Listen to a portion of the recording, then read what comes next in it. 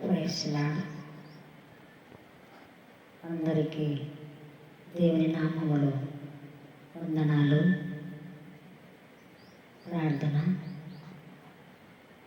మహాపరిశుద్ధుడా, మహాగణుడా తండ్రి, నీకే కోట్ల కొలది వందనాలు, స్తుతులు, స్తోత్రములు చెల్లిస్తున్నాను.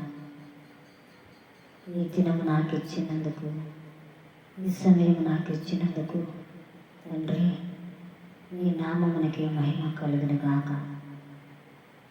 ప్రతి ఒక్క బిడ్డ ఈ లైవ్ చూస్తున్న ప్రతి ఒక్క కుటుంబాన్ని, ప్రతి ఒక్క బిడ్డను దీవించి ఆశ్రయించమని యేసుక్రీస్తు నామములో ప్రార్థిస్తున్నాను. ఆమేన్.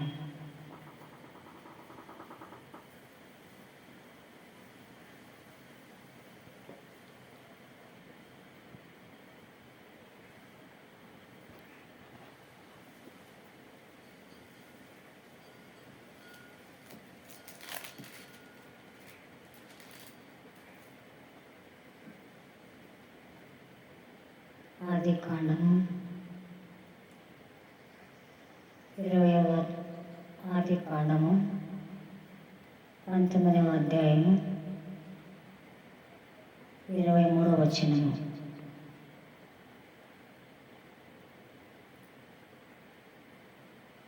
లోతు సోయరుకు వచ్చినప్పుడు ఆ దేశమున సూర్యుడు ఉదయించెను.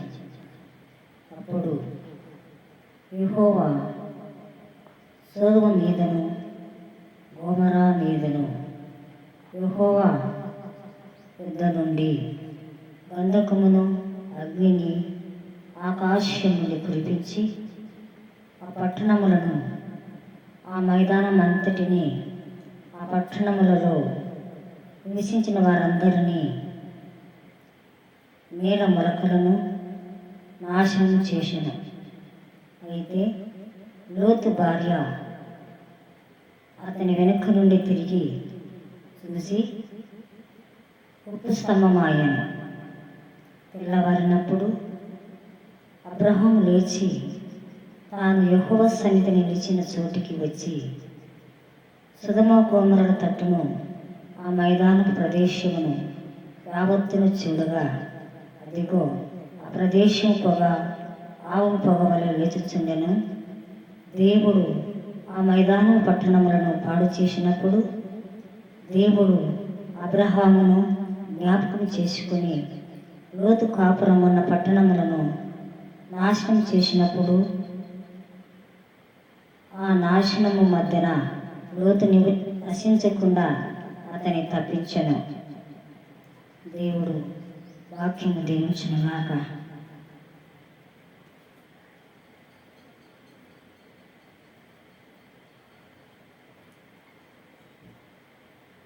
లోతు సోయరునకు ఆ దేశము సూర్యుడు ఉదయించెను. అప్పుడు యెహోవా సొదొమ గొమొర్రా మీద యెహోవా యొద్ద నుండి అగ్ని గంధకమును యెహోవా నుండి గంధకమును, అగ్నిని ఆకాశం నుండి కురిపించెను. గంధకమును, ఆకాశం నుండి అగ్నిని కురిపించి సొదొమ గొమొర్రా పట్టణమును అగ్నితో కాల్చి ఉన్నాడు. నేను నాశనం చేస్తాను అని చెప్పి ఉన్నాడు. అక్కడ నీళ్ళ మొలకలను నాశనం చేశాను.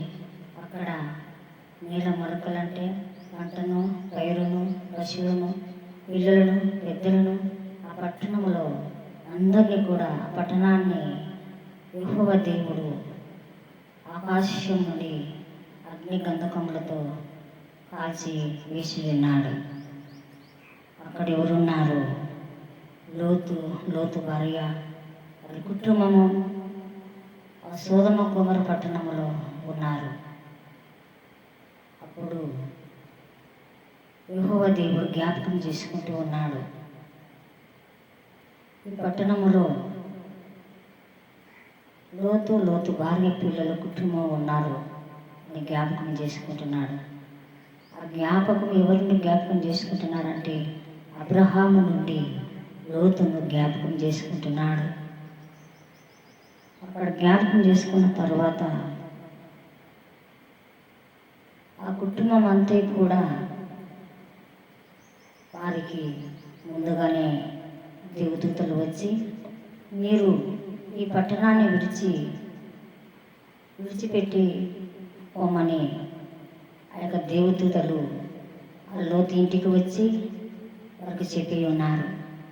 ఈ పట్టణానికి మేము కాల్చుటకు నాశనం చేటుకు వచ్చి ఉన్నాము. మీ కుటుంబం అంతా కూడా ఆ పట్టణాన్ని విడిచి మీరు ముందుకు వెళ్ళండి అని ఆ దూతలు మాట్లాడుతూ ఉన్నారు లోతుతో.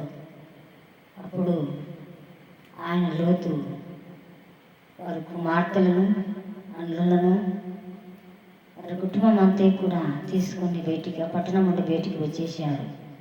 వస్తుండగా ఆమె లోతు భార్య ఏమైందంటే, నా గృహము ఏమైందో, నా బంగారు నా వెండి నాణ్యములు సంపాదించిన సంపాదనంతా కూడా ఆ పట్టణంలోనే ఉందని ఆమె వస్తుండగా ఉప్పు స్తంభమయ్యింది. ఉప్పు స్తంభముగా మారిపోయింది. ఏమంటే లోతు చెప్పి ఉన్నాడు, నువ్వు వెనుకకి తిరగకుండా నాతో పాటు రావాలని అందరినీ కూడా తీసుకొని వెంట పెట్టుకొని ఆ పట్టణం నుండి బయటికి వచ్చేసారు. భార్య ఏం చేసింది, నా సంపాదన అంతా కూడా అక్కడనే ఉంది, ఏమైపోతుందని ఆమె వెనక్కి తిరిగి చూసింది. వెనక్కి తిరిగి చూసిన తర్వాత ఉక్కు స్తంభముగా మారిపోయింది. ఆమె భార్య ఉక్కు స్తంభంగా మారిపోయింది. మారిపోయిన తర్వాత ఉన్నవారు లోతు కుమార్తెలు విడిచిపెట్టి వచ్చేసారు. దేవుడు చూస్తాడు. అప్పుడు యెహోవా దేవుడు అబ్రహామును జ్ఞాపకం ఉంచుకొని ఆ కుటుంబాన్ని అంతా కూడా తప్పించాడు. ఆ నాశనము నుండి, ఆ గ్రామ నాశనము నుండి వారిని తప్పించాడు. ఎందుకంటే అబ్రహాము ప్రార్థన వారిని కాపాడింది. వారి నాశనం కాకుండా వారిని కాపాడింది. యెహోవా దేవుని వేడుకున్నాడు. ఆ గ్రామంలో, ఆ పట్టణంలో నా సహోదరుడు ఉన్నాడు, నన్ను బట్టి నా సహోదరుని కుటుంబాన్ని కాపాడవయ్యా అని అబ్రహాము వేడుకున్నాడు. అందుకు అబ్రహాము చేసిన ప్రార్థన లోతు నాశనము కాకుండా, కుటుంబం నాశనము కాకుండా వారిని తప్పించింది. దేవుడు తప్పించాడు. ఆ పట్టణంలో వారు కాలిపోకుండా, అగ్నిలో కాలిపోకుండా ఆ కుటుంబాన్ని తప్పించి ఉన్నాడు. మీరు కూడా లోతు భార్య వెనక్కి తిరిగి ఎలా ఉప్పు స్తంభం అయ్యిందో ఒకసారి జ్ఞాపకం ఉంచుకోండి. మీరు కూడా ఎలా ఉన్నారు? మీ కుటుంబంలో, మీ పిల్లలు మీరు బాగున్నారా? మీరు మీ కుటుంబంలో ప్రార్థన ఉండాలి. అబ్రహాము ప్రార్థన బట్టి లోతు కుటుంబము రక్షింపబడింది. లోతు కుటుంబము ఆ నాశనం నుండి దేవుడు తప్పించాడు. అలాగనే నీ కుటుంబములో నువ్వు ప్రార్థిస్తే నీ పిల్లలకు ఆయన కంచె ఉంటుంది, ఆయన కాపుదల ఉంటుంది. నీ కుటుంబంలో నీ పిల్లల గురించి, నీ కుటుంబం గురించి నీ ప్రార్థన ఉండాలి. నీ ప్రార్థనే నీ కుటుంబాన్ని కాపాడగలిగేది. యెహోవా దేవునికి ప్రార్థన చేస్తే ప్రతి విషయంలోనూ, ప్రతి అక్కరలోనూ ఆయన కాపాడే దేవుడు. ఆయన నమ్మిన ఎడల నీ రక్షణ తీసుకొని మారు మనసు నొంది ఆయనను ప్రార్థించిన ఎడల నీవు, నీ కుటుంబము దేవుడు తప్పించగలిగిన శక్తి దేవునికి ఉంది. సొదొమ గొమొర్రా పట్టణాన్ని దేవుడు అగ్ని గంధకాలతో ఎలా కాల్చివేశాడో ఒకసారి జ్ఞాపకం ఉంచుకోండి. ఇప్పటికి కూడా కాల్చివేసిన మైదానం అంతయు ఆ ప్రాంతం అంతయు కూడా అవి రాసులు పాడి పంట రాసులలో కాలిపోయి ఉన్నవి.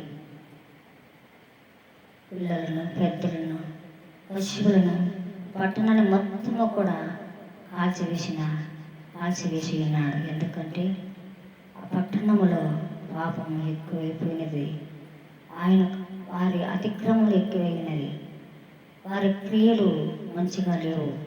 అందుకు దేవుడు కోపించుకున్నాడు. దేవుని కోపము ఆ పట్టణం మీద పడి ఉన్నది. అందుకు దేవుడు ఆ పట్టణాన్ని అగ్ని గంధకములతో కాల్చివేశాడు. ఆ పట్టణాన్ని నాశనం చేసి ఉన్నాడు. ఎంత గొప్ప దేవుడు అండి ఆయన! సృష్టించిన సృష్టికర్త ఆయన. ఎంతవరకు ఆయన ఓపిక, ఆయన సమాధానము, ఆయన కోపము ఈ పట్టణాన్ని ఎలా కాల్చివేసి ఉన్నదో ఒకసారి జ్ఞాపకం ఉంచుకోండి. మీరు కూడా ఆయనలో మారాలని, ఆయన మార్గంలో నడవాలని, ఆయనతో పాటు రక్షణ పొందాలని, మారు మనస్సు రావాలని కోరుకుంటూ ఉన్నాను.